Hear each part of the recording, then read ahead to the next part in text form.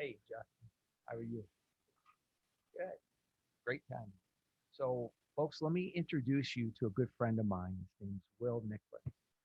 And Will and I have been friends for some time. I think we met each other when he was general manager level at Scion. I was working at the University of Toyota, serving some of their needs. Now, Scion is a brand that is shut down, but it was one of our innovative brands. Kind of get in the mind of the young consumer and first time buyer. Will's got a lot of experience, probably close to 30 years at Toyota. Tell you a little bit about that.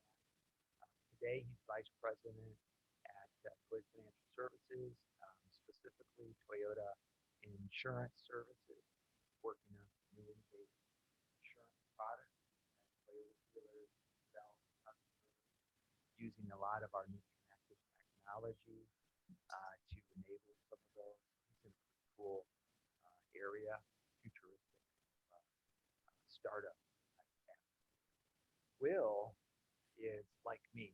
His real passion is apologetics. In fact, he's a real devotee of C.S. Lewis.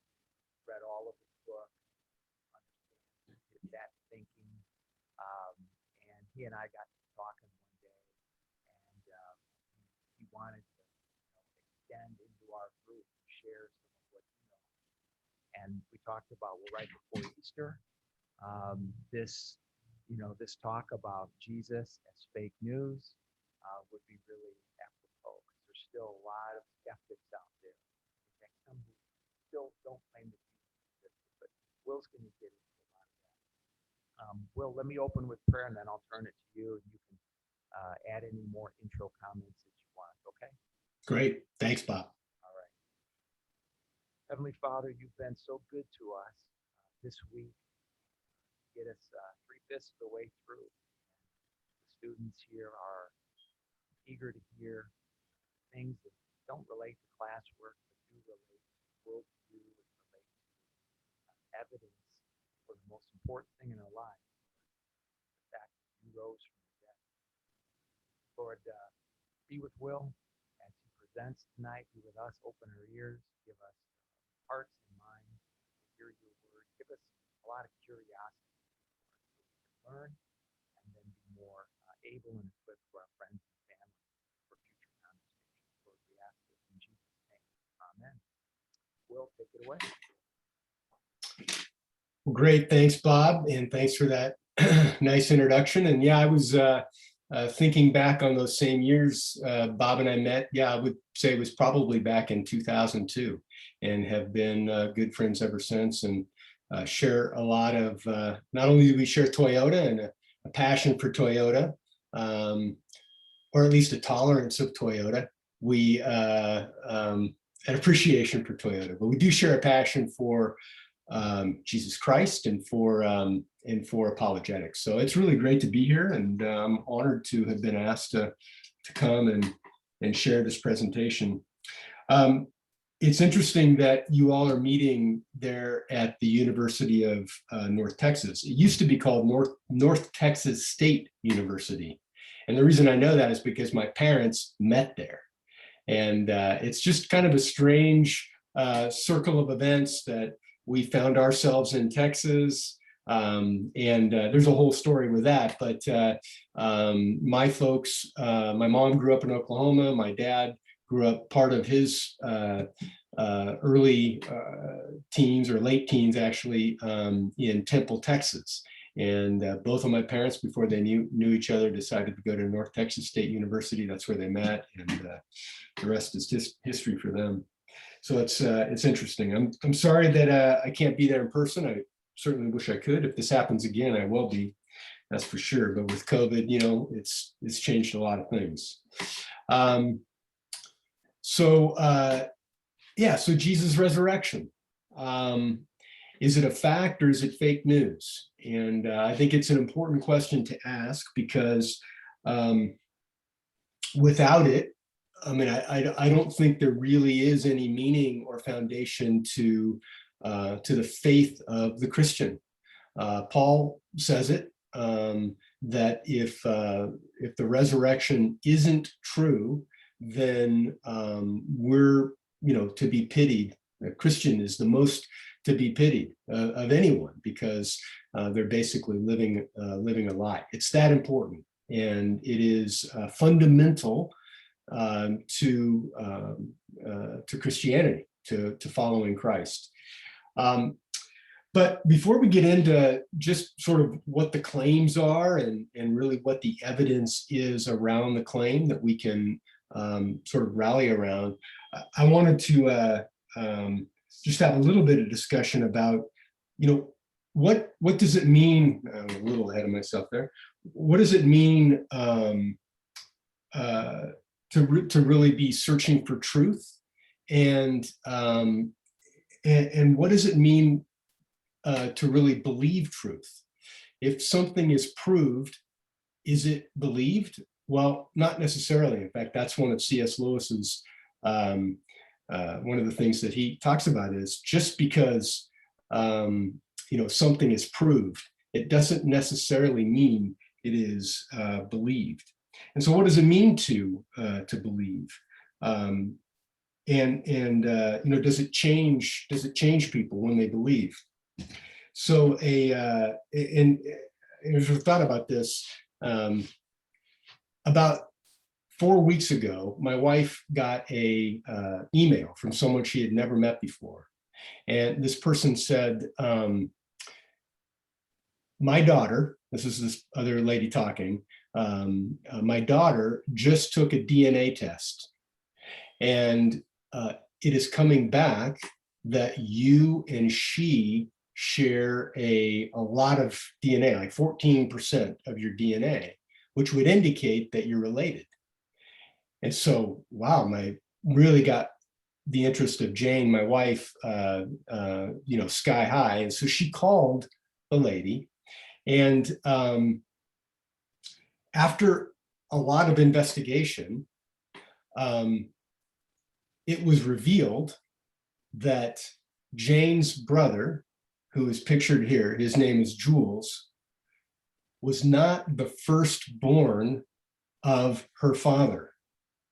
And in fact, there was another brother from another mother.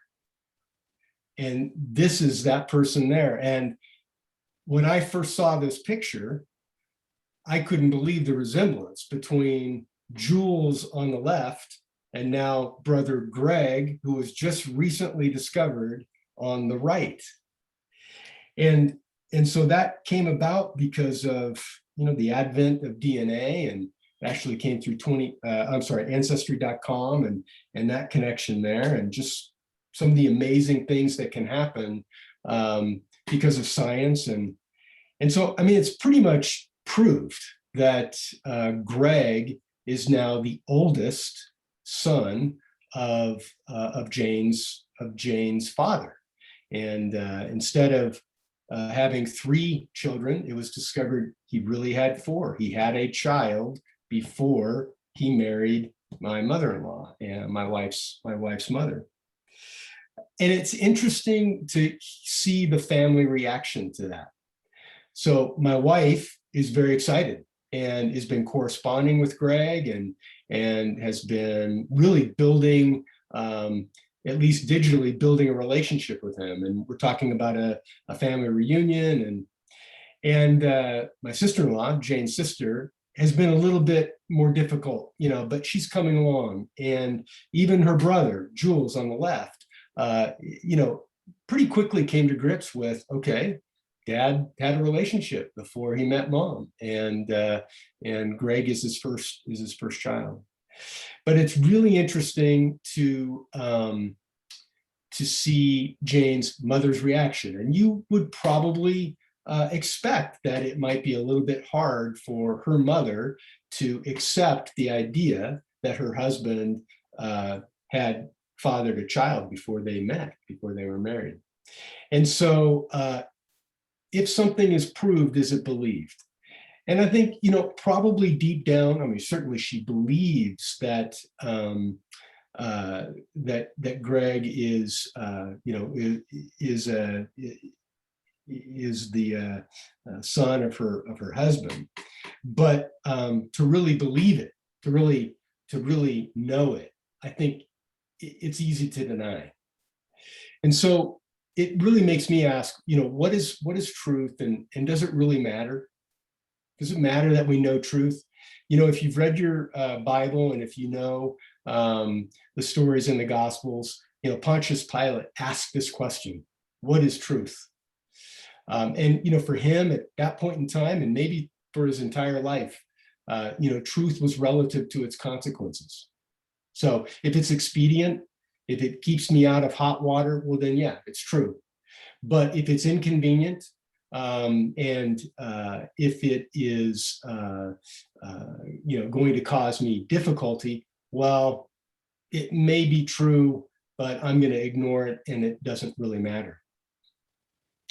A lot of talk about NFTs, right? Non-fungible tokens. The whole point of it is to ascertain truth, and then be able to, in essence, monetize truth through the blockchain. But Aristotle, and this actually comes out of C.S. Lewis quotes this in his book Miracles. Aristotle said, those who wish to succeed, and by succeed, I think he really meant those who wish to seek and find truth, and then put it into action, must ask the right preliminary questions. And so I think as we approach the resurrection, we have to ask some preliminary questions, and I think in order to succeed, because if, say, miracles are impossible, if we've asked that question and we've come to the conclusion that miracles are impossible, then Jesus couldn't have been raised from the dead. But then to flip that on its side, if miracles are possible, then Jesus could have been raised from the dead. It doesn't mean that he was, but he could. And so that's what we're going to look at. If you believe miracles are possible, if something outside of nature, outside of the closed system, can disrupt nature and enter the closed system, then it's possible Jesus could have been raised from the dead. So let's first talk about the claim. What is the claim? All the gospel writers made the claim, and that is that Jesus the Nazarene, who was crucified, he has been resurrected. Peter at Pentecost, which was only, 40 days, a month and a half, 2 months after the crucifixion, was preaching and said, and God raised him up again, putting an end to the agony of death, since it was impossible for him to be held in its power. That's the claim. Death was permanently undone. And permanently is a really important word, because it wasn't just, not that this is a small thing, but it wasn't just death to be back on earth for a period of time only to die again. It was an undoing of death, and a permanent undoing of death. And the claim elsewhere is, because God did it for Jesus, he can do it for us. And that is really the hope. And that, and along with being reconciled with God, is the hope that the Christian has.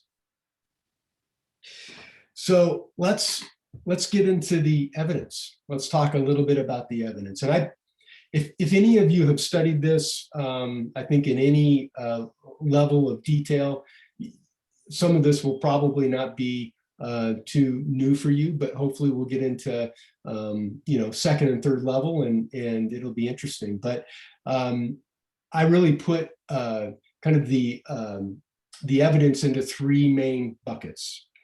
And the first is just simply the empty tomb. So what you see here is, this is actually a tomb in Israel. We were there in 2018 with a tour. We don't go there now, but we went to a church in Plano called Citizens Church. It was part of the Village Church, Matt Chandler's church, and we did a tour to Israel. It was fantastic. Went from top to bottom, which isn't hard to do because it's a pretty small country. But as we were driving through the Galilee, we actually came literally right on the side of the road, this tomb. And is very reminiscent of the tomb that is described in the Gospels for Jesus, that it is a niche tomb, that is, there are benches on the inside where the body would have been laid.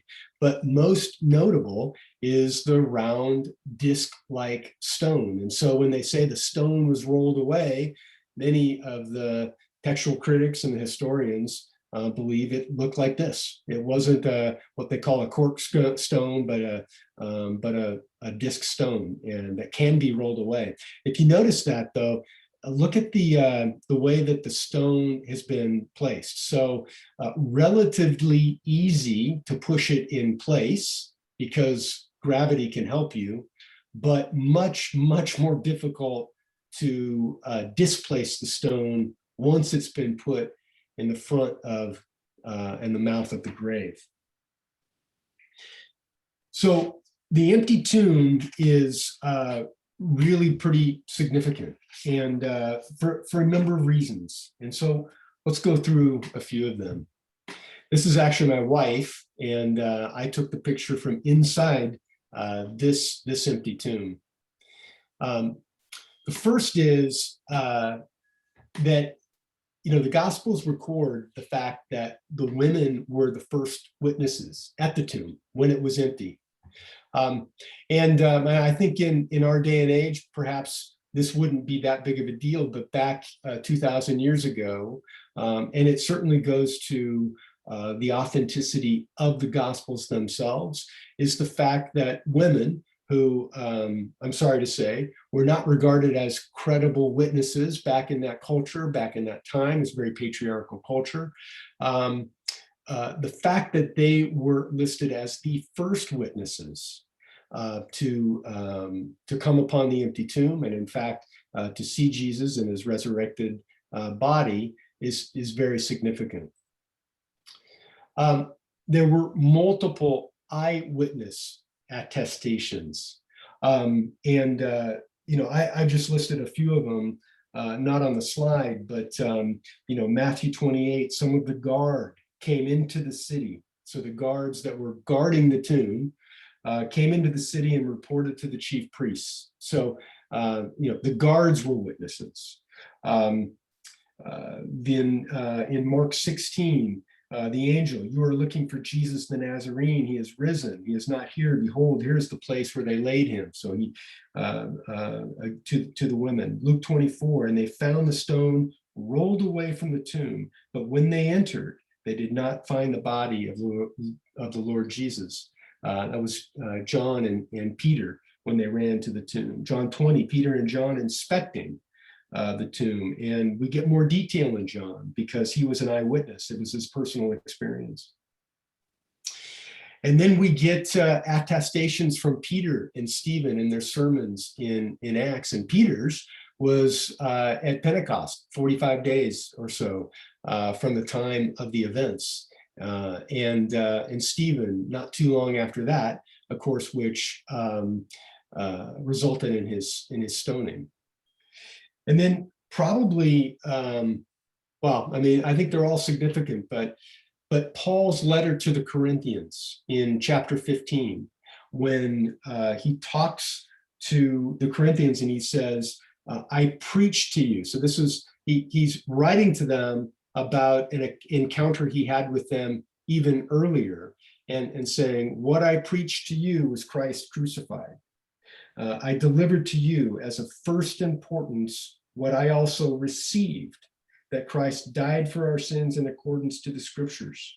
And perhaps he was referring to the scriptures. I mean, they didn't have the Bible back then. What were their scriptures? It was the Jewish scriptures. So he may have been referring to Isaiah 53, where the crucifixion of Jesus was actually predicted and prophesied in incredible detail.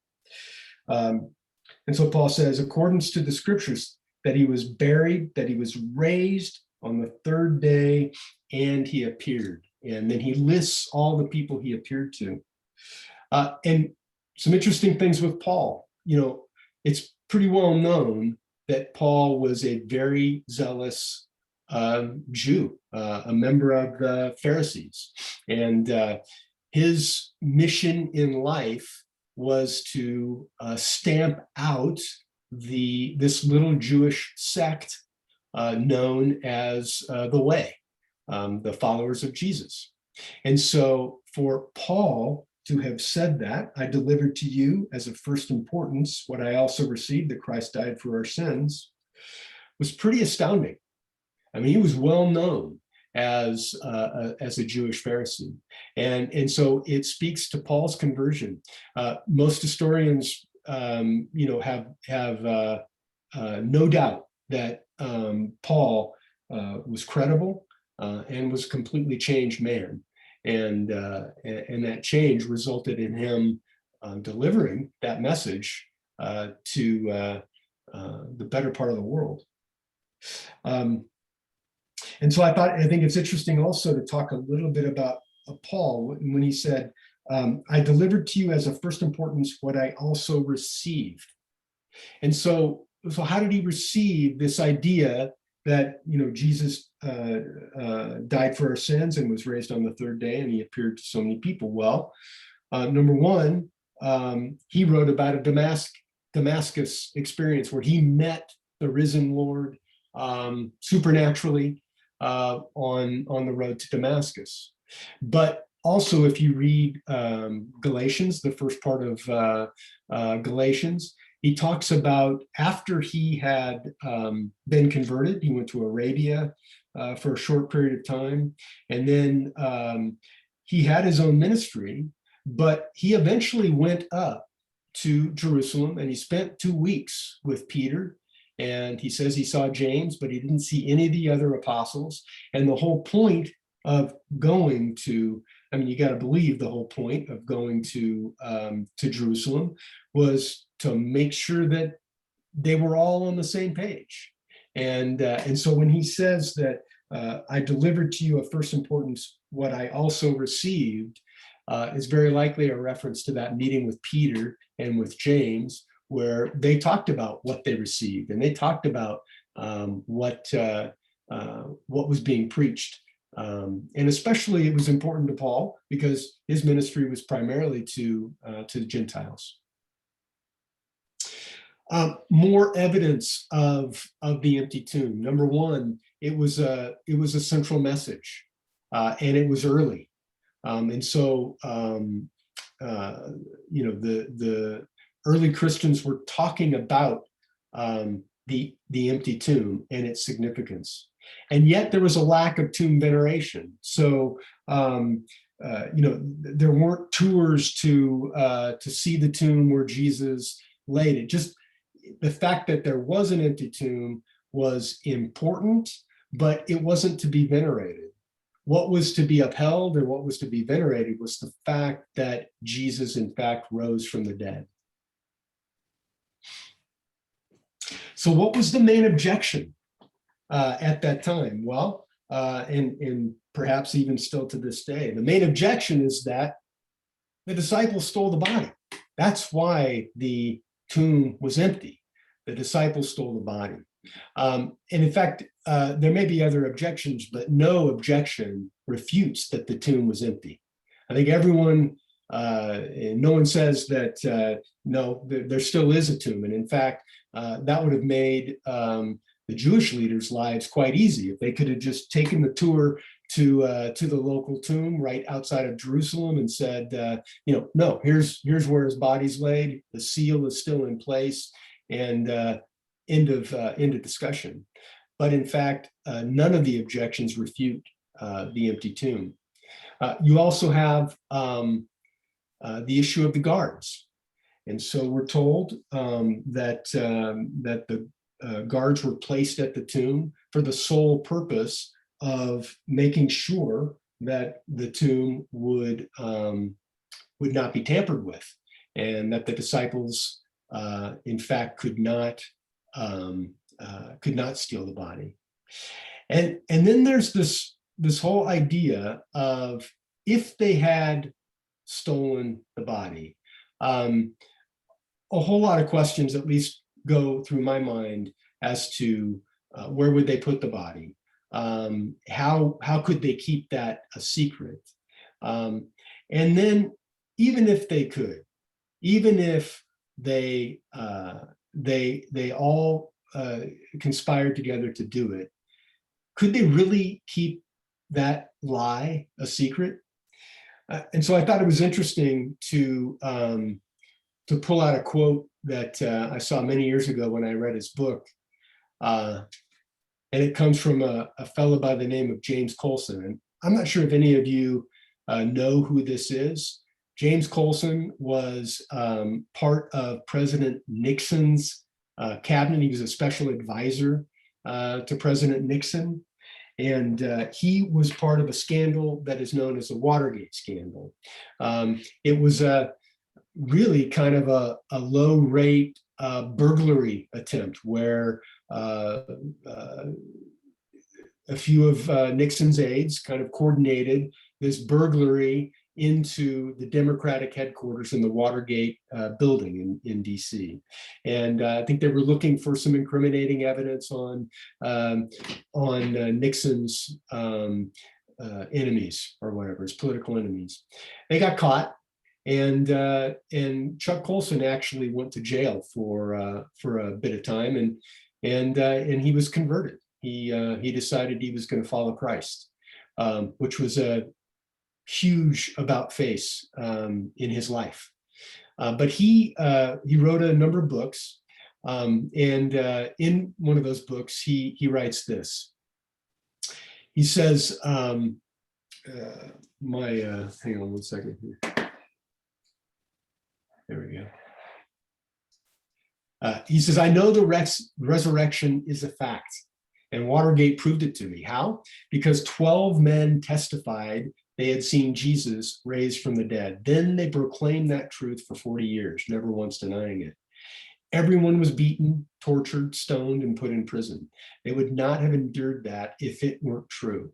Watergate embroiled 12 of the most powerful men in the world, and they couldn't keep alive for 3 weeks. You're telling me 12 apostles could keep alive for 40 years? Absolutely impossible. And so I think in and of itself, and I think that's pretty important evidence. I think if the disciples had stolen the body, I just don't think they could have kept it a secret. And they also paid, and we'll talk about it in a little bit, but they also paid dearly if they did in fact lie, because many of them died for a lie, and people just don't do that.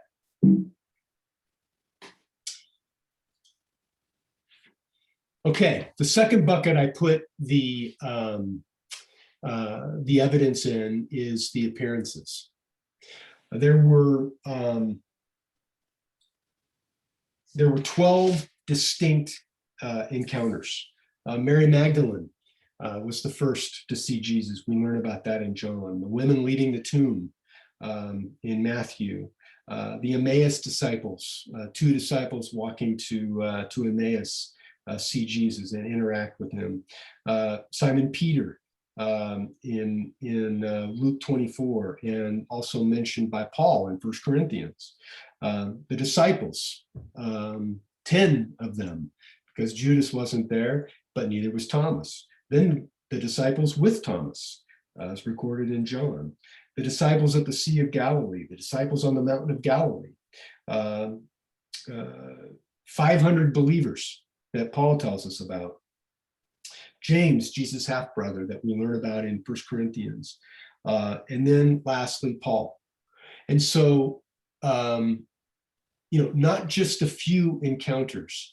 And, some of the objections or some of the so-called explanations are, well, the disciples must have been hallucinating, or it was, it was some sort of illusion. But these encounters were decidedly physical. They were physical encounters. And in fact, you see in the portrait below a depiction of Thomas, so-called doubting Thomas, touching Jesus' side. And in fact, in John 20:28, Jesus says, "Reach here your hand and put it into my side." And so we're talking about physical touches. He breathed on them. In John chapter 20, he breathed on them to give them the Holy Spirit. A spirit doesn't do that. An apparition does not do that. The women in the empty tomb encounter in Matthew 28 took hold of his feet and worshiped him. You can't do that with a ghost. He broke bread, he ate fish. So the encounters were physical. Also, and we talked about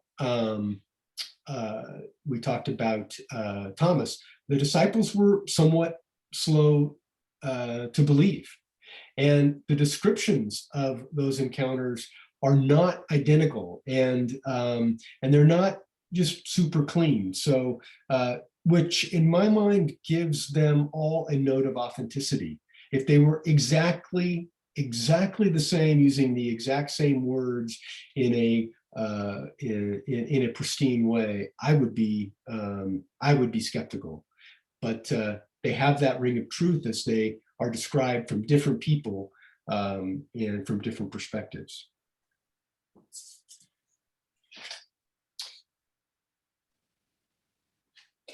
And then the final area that I put the evidence in, and I really feel like this is the strongest, and that is the changed lives.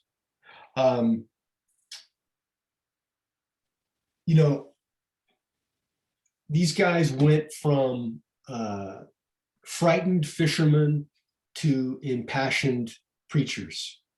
And in fact, if you think about what happened the night of the crucifixion, everyone ran away. I mean, they were afraid, and probably for good reason, right? Rome was powerful. Rome was brutal, and crucifixion was pretty common. And so, or certainly punishment was common. And so, they were frightened. They didn't know what happened. They were disillusioned. They were confused. But after having seen the risen Lord and having been commissioned by him, they went from frightened fishermen to impassioned preachers. You see the depiction there of Peter preaching at Pentecost, which never would have happened before the resurrection. Also interesting is that Jews were preaching Christ to Gentiles. So,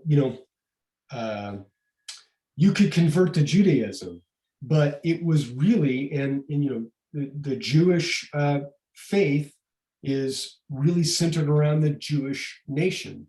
And so this idea that Jews were now preaching Christ to Gentiles was pretty phenomenal. The disciples really knew no geographic boundaries. We hear of Thomas preaching the gospel in India. Was it Philip who probably, he had the encounter with the Nigerian or the African king. And then of course, Paul was all over Europe. And so they really did move out from Judea and Samaria to the ends of the earth. They also ushered in, and not so much the disciples or the apostles, but the truth that Jesus was resurrected ushered in major sociological change. It ended, and while this was probably going by the wayside anyway, it definitely ended animal sacrifice.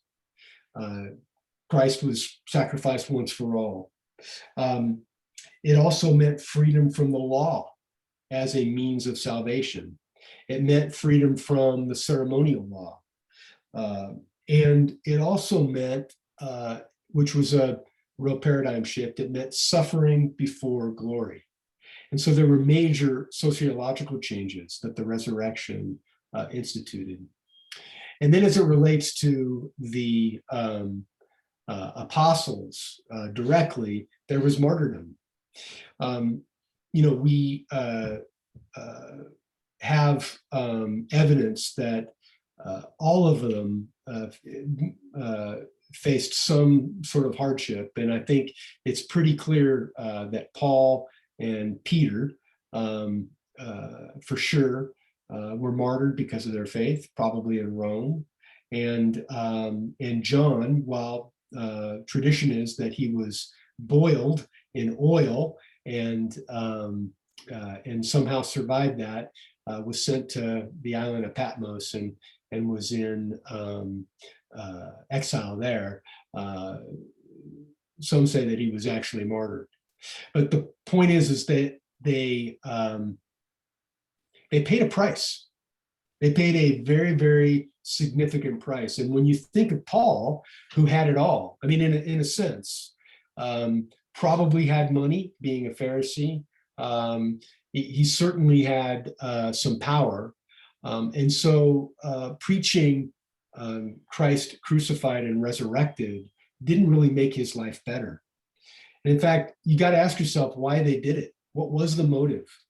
I think that I've heard it said that when a crime is committed, there are only three motives. It's either about money, it's about sex, or it's about power. And I think it's pretty safe to say that the apostles and the early Christians got none of it by got no money. They certainly didn't get a Playboy sex life, and they certainly got no power by claiming the resurrected Christ. They got ridicule. You think of Paul when he preached to the Athenians. They were scorned. They were kicked out of cities. They were accused of wrongdoing, of starting riots. And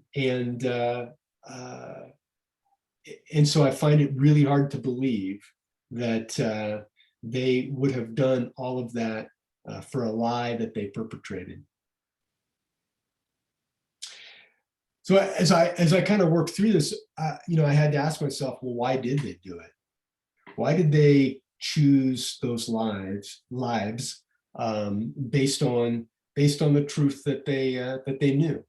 And so just some of the things that come to my mind, and maybe they're also some of the things that at least should motivate us today if we decide to follow Christ, or for those of us who do. Number one is gratitude. Christ's death and resurrection reconciles us to God. It makes us right. He makes us right with God. And for that, there's gratitude. So maybe it was gratitude. Maybe it was just sheer obedience. Jesus told the disciples to go into all the nations, baptize, teach. So maybe it was just pure obedience. Maybe it was compassion, knowing that dying without Christ is to be separated from God, and so they had compassion on those that they encountered. I could use more of that. And then who knows? Maybe it was just, or also, I should say, a sense of adventure. Maybe it was pretty exciting to go to other cities and other countries and to share a real novel bit of news, a new message, and to see people's lives changed.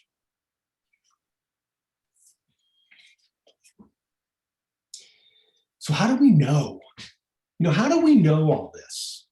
I think most of what I've been, aside from just what you can see on its face, nearly everything that I've given you has come from the Gospels themselves. And so, how do we know any sort of historical fact? You probably already read ahead, but again, this comes from C.S. Lewis, and I think it is really important, especially for anyone who's looking back trying to ascertain truth from history. He says, don't be scared by the word authority. Believing things on authority only means believing them because you've been told them by someone you think trustworthy. 99% of the things you believe are believed on authority. I believe there is such a place as New York. I haven't seen it myself. I couldn't prove by abstract reasoning that there must be such a place. I believe it because reliable people have told me so. Every historical statement in the world is believed on authority. None of us has seen the Norman Conquest or the defeat of the Armada. None of us could prove them by pure logic as you prove a thing in mathematics. We believe them simply because people who did them have left writings that tell us about them. In fact, on authority, a man who jibbed at authority in other things, as some people do in religion, would have to be content to know nothing all his life. And so the argument from authority is legitimate, and we do it all the time. We know George Washington existed because people who were there wrote it down, and by those writings they tell us, and we believe that.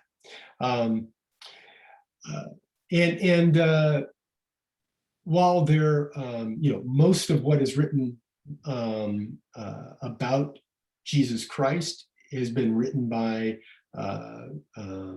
within the gospel narratives. There are non-biblical attestations of Jesus. Tacitus is a historian. Josephus Flavius Josephus is a historian that all talk about Christians and Jesus and really how Christians reacted in that time. So what does it mean? So the conclusion really is that Jesus did rise from the dead. He did defeat death for the purpose of transforming our lives. He made good on the promise. He is who he said he is. And so really it comes down to us. It's our move. So he invites us to believe that. And in so believing, we can, and I hate to use her as an example, but we can believe like my wife believes that Greg is her brother and embrace him, or we can believe, and I put it in quotes, maybe like another member of the family, and it's like, that may be true, but I don't want anything really to do with it. But the move is ours.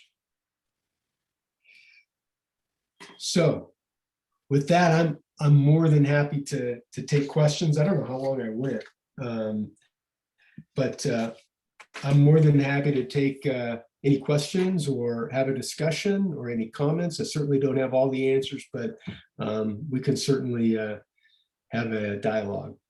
All right, Will, thank you. Thank you so much for that clear case for the resurrection. Let's give Will a round of applause first. All right, thanks, Will. And see if we have any questions. I'm going to start off, actually, not based on your presentation, but I know it'd be interesting for the group to just talk a little bit about your testimony, your Christian journey. When did you, give us the front end and how this evidence impacts you today. Yeah, thanks, Bob. I grew up in a Christian home, so I mean, from the very, very earliest years of my life, I mean, I heard of Jesus. My parents were pretty clear, and they evangelized me.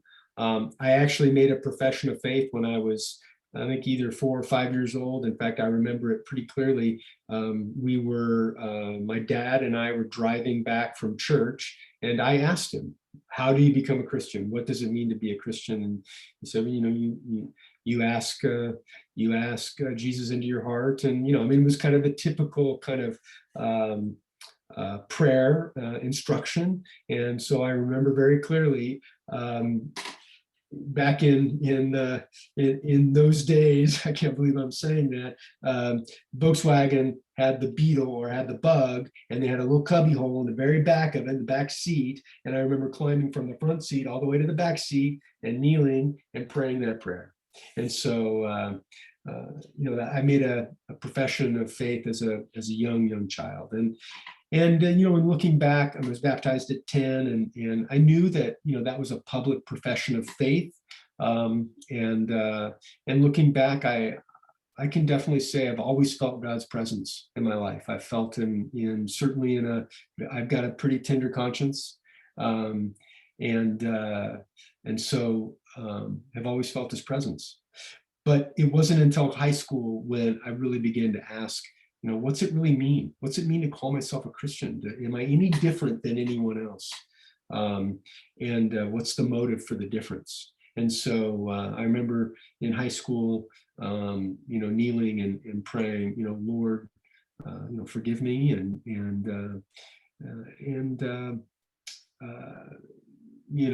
guide my steps, and let me be a good follower of you. And so, I'll be honest, I mean, I've been on that journey ever since.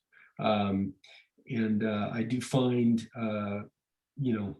I've got, I've got motives that aren't the purest motives. And so I think, now it's our move. I think our move is just to simply move, right? It's to move toward him. And sometimes those are giant leaps of faith toward him, and sometimes they're little tiny steps. And so I'm on that journey. Cool. Let me ask questions to step up, but I'm going to ask. Have you had any personal success with using? I've heard apologists call this evidence a top-down evidence, right? A lot of our evidence, we talk about evidence of the existence of God, or the moral argument, the existence from, or the existence of God from design. That's kind of the bottom up, because you ultimately get to theism, but you don't get to Christianity. This is clearly a top-down.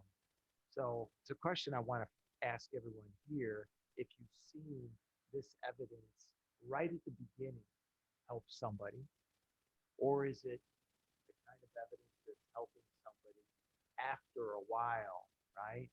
And Will, can you answer that first? You've studied Lewis a lot. Um, how did this impact Lewis, and how have you seen this work in the lives of people around you? This evidence. Yeah, I think I think this comes later, to be honest with you. I mean, the times that I've shared Christ, and again, I mean, this comes back to I'm not the most prodigious evangelist, but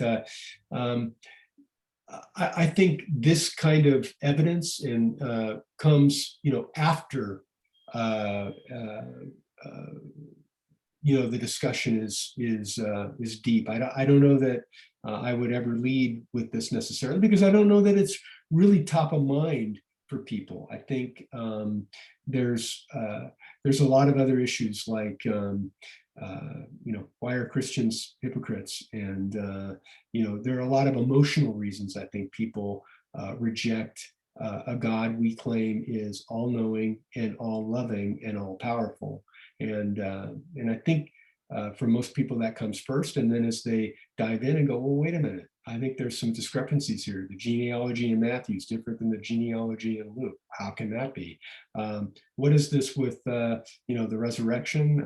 I just don't think I can believe that. And then I think, you've got a foundation from which to have those conversations. I know that's how it's been. This was more of a, hey, I never really even thought that this wasn't true. But now that somebody put that stumbling block in front of me, now I need to consider. I think I'm getting some head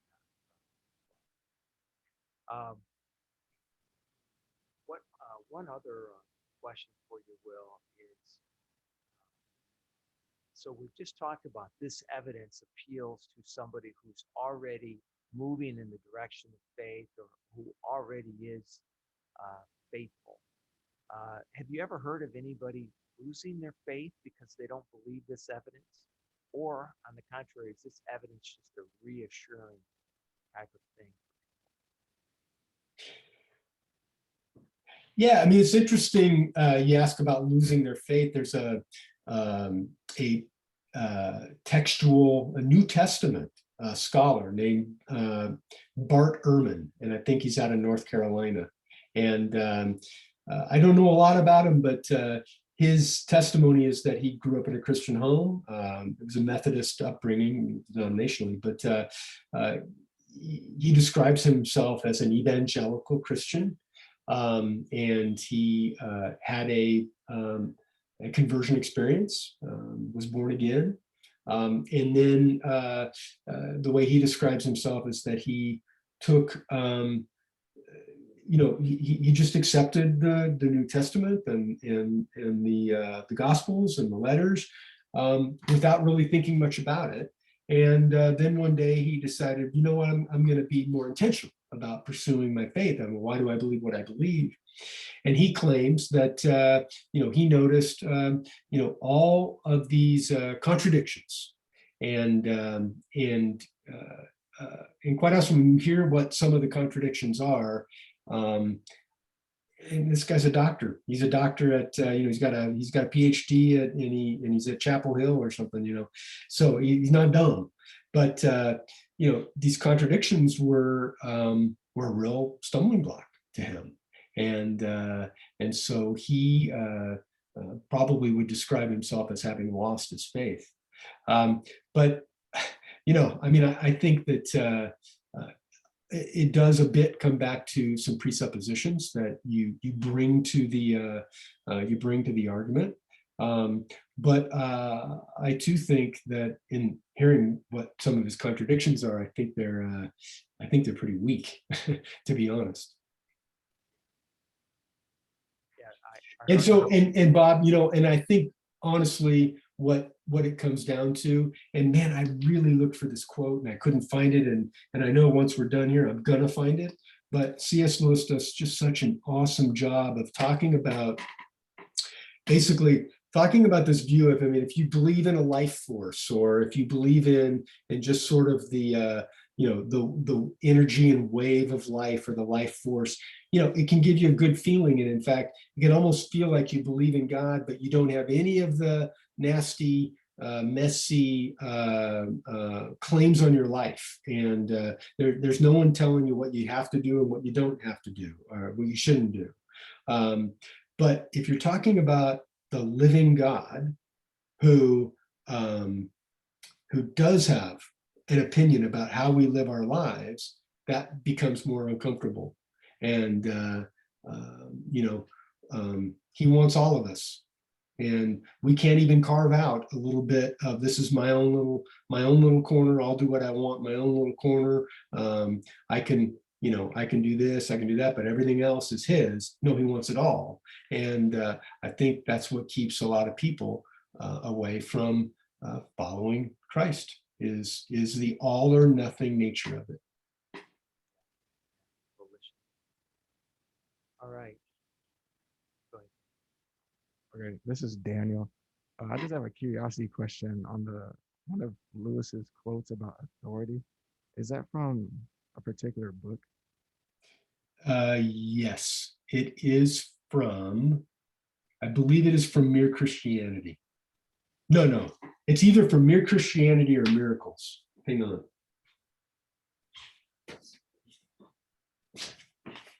One of those two.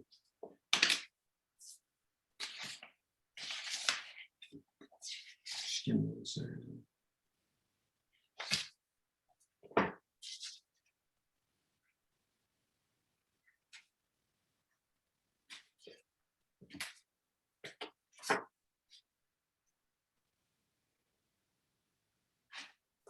Yeah, I'm almost positive it's Miracles.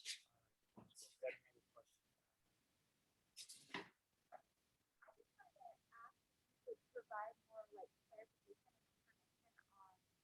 I think a big stumbling block issue with both of this argument is actually even the idea that miracles can happen.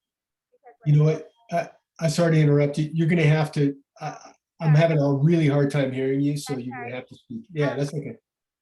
Basically, I know a lot of people like don't actually believe that miracles happen in the first place. So before you even get into any of these other arguments, they like you have to pause and kind of talk about that. So could you please elaborate on um, like how exactly can something outside of this closed system of our natural world, how can that actually affect our world? Because like there are some kind of miraculous like events that people know about. Like we've all heard the story about the mom who saved her child from getting crushed by a car and suddenly like got a surge of strength and was able to save the child. Or we've all heard of these crazy coincidental spirit stories, but I think people could still explain those in very naturalistic ways, even if they seem miraculous. So Yeah. how would you begin to talk to a person who might have trouble even saying or agreeing that miracles could happen in the first place? Okay. I'll try to. I was still having a little bit hard time hearing you, but I think I picked up the gist of the question. It's the whole idea of a closed system, and how do you explain to someone how a miracle maybe could happen? Yeah, that's the question. Okay. Well, I mean, I think first of all, I think I would probably go down the road of perhaps what is self-evident. And I think, one of the things, and I don't know, maybe it's not self-evident, but again, to quote C.S. Lewis, only two things, only one of two things can be eternal, that is everlasting. It's either the universe, nature, everything we know, or God, what we call God, the mind that is outside of the universe. They both can't be eternal. And so, we know the universe is not eternal. Science is telling us, or has told us, that the universe is slowing down, and that eventually it will collapse on itself and burn out. And so, so then, there's a mind, there's something outside of that system that is eternal, and is the cause of the system. And so, the definition of a miracle is really that force, that mind from outside the system, disrupting something inside the system, and in a way that can't be explained by science. And science really is just simply describing what is observed. And so, yeah, I mean, I think the example of a mother pulling, lifting the car off the baby, and, perhaps that could be explained by science, right? Your adrenal glands are just secreting massive amounts of adrenaline, and it gives you almost like superhuman power. But I mean, I think when you're talking about, something that is really never observed, and if it is observed, it certainly can't be explained. then you're talking about it can't be explained scientifically. You're talking about a miracle. And so the resurrection. My wife, she had a bleeding problem for many, many years. And she mentioned it to a couple of friends of ours. I don't know if you remember Alistair Davis, Bob, but she mentioned it to Alistair and his wife as she was leaving their house one night. I wasn't there. And Alistair and Claire prayed for her and said, you know what, has anyone prayed for you about this? And she said no. And in fact, she was going into the doctor the next day to have to get prepped for a hysterectomy. And this was probably 15, 20 years ago. And so they prayed for her, and she went into the doctor, and the doctor did the exam, and she said, okay, well, let's get you scheduled for the hysterectomy. And my wife, and I think this took a lot of faith, she said, you know what, I can't schedule it right now. I had some friends pray for me, and they prayed for healing, and I just have to wait until my next cycle, or I just have to wait, for a few months before I'm comfortable kind of saying that, I can go ahead with the hysterectomy. So she waited, and the bleeding stopped, just completely stopped.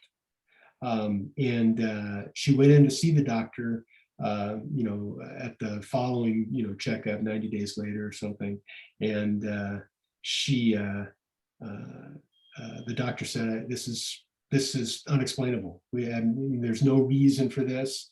And then when my wife described to her what had happened, of course, she told her before, but yeah, my friends prayed for me, and here's what's happened. The doctor actually broke down and began to cry and say, would you pray for me? So it was interesting, but I don't know. Does that answer your question? I may have gotten off on a little bit of a tangent there. Yeah, I think it does, Will. And I would just add to that, it's probably the bookend argument, right? The existence of God creates that outside reality, outside nature.